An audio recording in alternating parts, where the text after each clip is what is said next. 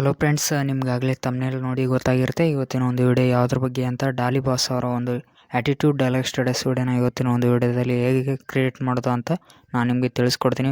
So ಬನ್ನಿ, ಉತ್ಸಾಹಭರಿತವಾದ ಒಂದು ಪ್ರಿವ್ಯೂನೊಂದಿಗೆ ವಿಡಿಯೋನ ಶುರು ಮಾಡೋಣ. ಮ್ಯೂಸಿಕ್ ಬದುಕು ತೋರಿಸ್ತೀನಿ. ನಾನು ಕಂಡ್ರೆ ಹೊಟ್ಟೆ ಉರ್ಕೋಬೇಕು, ಮಿಸ್ ಮಾಡ್ಕೋಬೇಕು ನನ್ನ.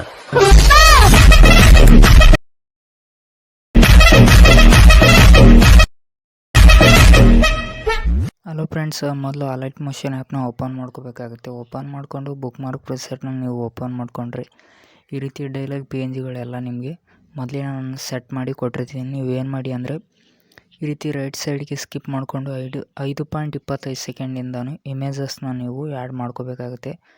ನಿಮಗೆ ಇದೇ ಒಂದು ಇಮೇಜ್ಗಳು ಬೇಕು ಅನ್ನೋದಾದರೆ ನನ್ನ ಟೆಲಿಗ್ರಾಮ್ ಗ್ರೂಪಲ್ಲಿ ಅಪ್ಲೋಡ್ ಮಾಡಿರ್ತೀನಿ. ಅಲ್ಲಿಂದ ಹೋಗಿ ಈ ಒಂದು ಇಮೇಜಸ್ನ ನೀವು ಡೌನ್ಲೋಡ್ ಮಾಡ್ಕೋಬೋದು. ನಾನು ಇವಾಗ ಒಂದೊಂದೇ ಇಮೇಜ್ಗಳನ್ನ ಕರೆಕ್ಟಾಗಿ ಆ್ಯಡ್ ಮಾಡ್ಕೊತಾ ಇದ್ದೀನಿ.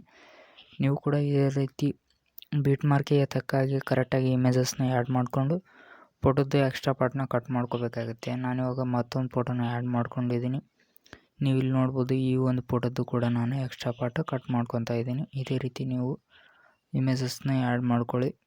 ಫೋಟೋಗಳು ಸ್ವಲ್ಪ ಅಡ್ಜಸ್ಟ್ ಆಗಿಲ್ಲ ಅಂದರೆ ಈ ರೀತಿ ಝೂಮ್ ಮಾಡಿಕೊಂಡು ಸೆಂಟ್ರಿಗೆ ಮೂವ್ ಮಾಡಿಕೊಂಡು ಕರೆಕ್ಟಾಗಿ ಅಡ್ಜಸ್ಟ್ ಮಾಡ್ಕೊಳ್ಳಿ.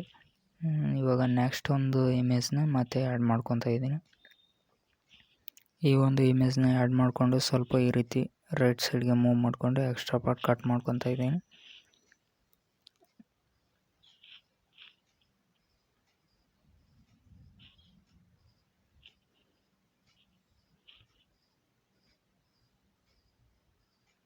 ಓಕೆ, ನೋಡ್ಬೋದು ನೀವು ಇನ್ನೂ ಒಂದು 2-3 ಇಮೇಜ್ ಅಷ್ಟೇ ಬೇಕಾಗಿದೆ. ಆ ಎಲ್ಲ ಇಮೇಜಸ್ನೂ ಕೂಡ ನಾನು ಆ್ಯಡ್ ಮಾಡ್ಕೊತೀನಿ. ಇವಾಗ ಲಾಸ್ಟ್ ಒಂದು ಇಮೇಜ್ ಬೇಕಾಗಿದೆ, ಆ ಒಂದು ಇಮೇಜ್ನೂ ಕೂಡ ಆ್ಯಡ್ ಮಾಡಿದ್ದೀನಿ.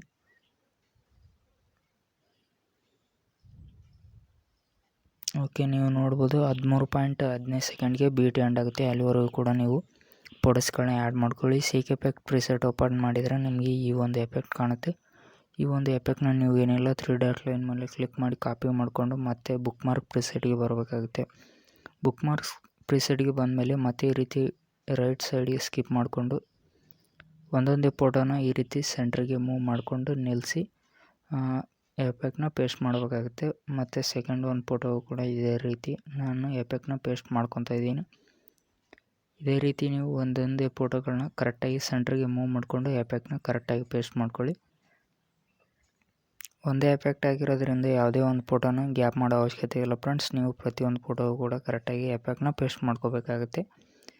ನೀವು ಇಲ್ಲಿ ನೋಡ್ಬೋದು, ನಾನು ಪ್ರತಿಯೊಂದು ಫೋಟೋಗೂ ಕೂಡ ಎಫೆಕ್ಟ್ನ ಪೇಸ್ಟ್ ಮಾಡ್ಕೊತಾ ಇದ್ದೀನಿ.